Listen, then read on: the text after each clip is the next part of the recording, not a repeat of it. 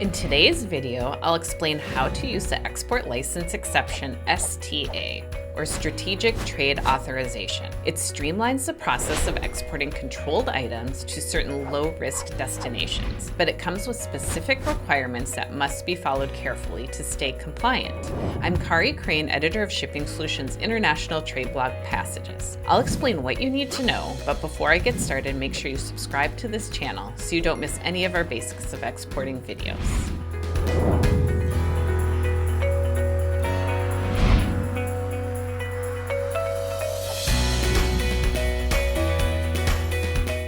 The Export Administration Regulations, or EAR, govern the export of goods and certain technical data from the U.S. Usually, an export license is required for controlled items, but the BIS introduced License Exception STA in 2011 to simplify exports to about 40 low-risk countries. While STA makes the process faster and potentially more cost-effective, it's crucial to understand and meet its eligibility criteria.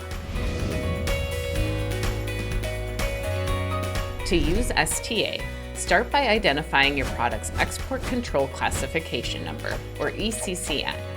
This 5-character code determines whether your item is subject to export controls. ECCNs are listed in the Commerce Control List, or CCL. If you're not sure how to classify your product, tools like the Shipping Solutions product classification software make it easy. There's a link below to try it for free. STA is often applied to 600 series items, like military goods, but it's not limited to them. Keep in mind, conditions for using STA can vary depending on the ECCN.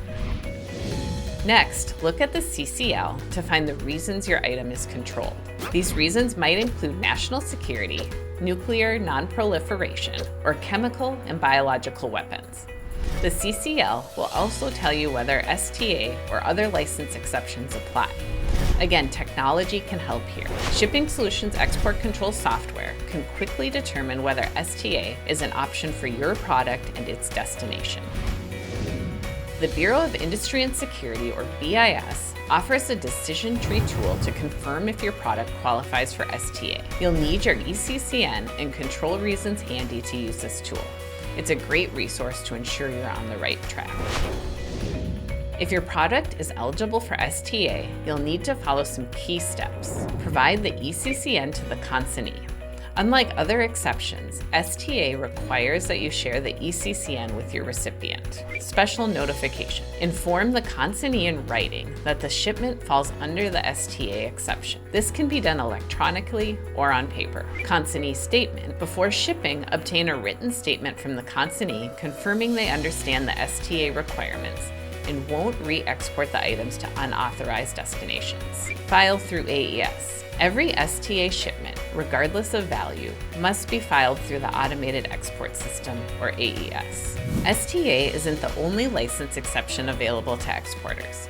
Follow the link below to read our blog post that summarizes all the export license exceptions that may be available to you. Watch the videos linked here to learn more, or look for links below to a number of helpful guides and articles about compliance and license exceptions. And don't forget to like this video and subscribe to our channel for more real-world advice for exporters like you. You'll also find hundreds of articles on exporting available on our blog, shippingsolutions.com/blog.